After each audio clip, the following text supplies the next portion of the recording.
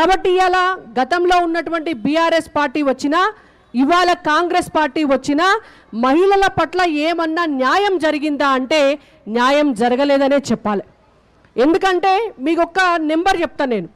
నరేంద్ర మోడీ గారు ప్రధానమంత్రి అయిన తర్వాత ఎర్రకోటలో మాట్లాడినటువంటి మొదటి స్పీచ్లో మహిళల ఆత్మగౌరవాన్ని కాపాడడం కోసం ఇళ్లల్లో టాయిలెట్స్ కట్టిస్తా అన్న రోజు నుంచి మహిళా రిజర్వేషన్ను పెట్టి ఇవాళ చట్టసభల్లో మహిళలకు 33% రిజర్వేషన్ కల్పించేదాకా మహిళల కోసం ఆలోచన చేస్తున్నటువంటి ప్రభుత్వం ఏదన్నా ఉన్నది అనంటే అది నరేంద్ర మోడీ గారి ప్రభుత్వం.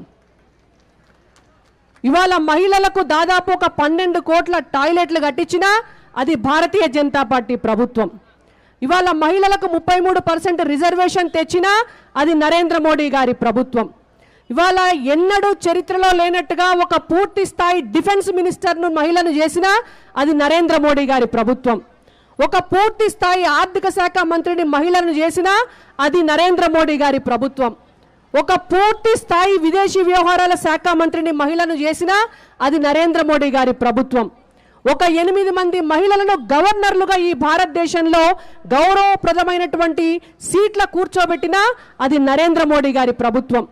ఒక 12 మంది మహిళలను కేంద్ర మంత్రులుగా ఉన్నతమైనటువంటి స్థానంలో కూర్చోబెట్టినా అది నరేంద్ర మోడీ గారి ప్రభుత్వం. అంటారు కావచ్చు ఈసారి 7గురికే కేంద్ర మంత్రులుగా ఇచ్చిండ్రు అని. ఎక్స్టెన్షన్లో ఇంకా కొంతమందికి కూడా ఇస్తారు.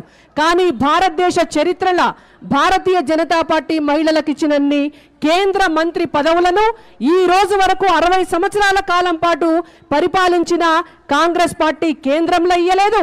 60 సంవత్సరాలు పరిపాలించిన ఉమ్మడి ఆంధ్రప్రదేశ్లో కానీ ఈనాడు తెలంగాణలో పరిపాలిస్తున్నటువంటి ఇప్పటి కాంగ్రెస్ పార్టీ కానీ మహిళలకు ఏనాడు కూడా ఇవ్వలే. ఒక్క మంత్రి పదవులు, ఒక్క ఎమ్మెల్యే పదవులు, లేకపోతే ఒక్క రిజర్వేషన్ గురించే మేము మాట్లాడట్లేదు. ఇవాళ మహిళల రక్షణ కోసం ఆత్మనిర్భర్ భారత్ ద్వారా మహిళలు తమ కాళ్ళపైన అయిపోయిందా టైం అయిపోయింది, నేను కూడా ఒడగొట్టేస్తున్నాయి.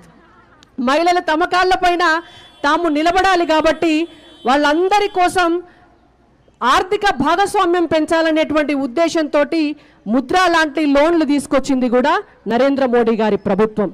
కాబట్టి సమయం కూడా లేదు. నేను ఒక్క విషయం చాలా స్పష్టంగా చెప్పదలుచుకున్నాను. రేవంత్ రెడ్డి గారు గుర్తుపెట్టుకోవాల్సిన విషయం ఏంటంటే మహిళలు ఎక్కడైతే పూజింపబడతారో, మహిళలు ఎక్కడైతే ఆరాధించబడతారో అక్కడనే దేవతలు కూడా ఉంటారు. అట్లయితేనే మీ ప్రభుత్వం కూడా ఉంటుంది. మొత్తం తెలంగాణ రాష్ట్రంలో బెల్ట్ షాపులు పెంచి లిక్కర్ ఆమ్దాని పెంచుకోవడం కోసం తెలంగాణలో ఉన్నటువంటి స్త్రీలందరినీ కూడా ఏడిపించి తెలంగాణలో వితంతువుల సంఖ్యను పెంచి ఇవాళ గద్దె దిగిపోయినటువంటి బీఆర్ఎస్ బాటల రేవంత్ రెడ్డి గారు మీరు కూడా నడవకండి. మీరు మేనిఫెస్టోలో ఏదైతే ఇచ్చినటువంటి హామీ ఉన్నదో మీ పార్టీ అధికారంలోకి వస్తే రాష్ట్రంలో ఉన్న బెల్ట్ షాపులన్నీ కూడా రద్దు చేస్తామని చెప్పిండ్రో బరాబర్ బెల్ట్ షాపులన్నీ కూడా రద్దు చేయాలని చెప్పి ఈ వేదికగా భారతీయ జనతా పార్టీ తరపున మేము డిమాండ్ చేస్తున్నాం. ఎందుకంటే బెల్ట్ షాపుల వల్లనే ఇవాళ అత్యాచారాలు జరుగుతున్నాయి, హత్యలు జరుగుతున్నాయి, మహిళల పైన హింస పెరుగుతోంది. కాబట్టి బెల్ట్ షాపుల రద్దు అనేటువంటిది మా ప్రధానమైనటువంటి డిమాండ్.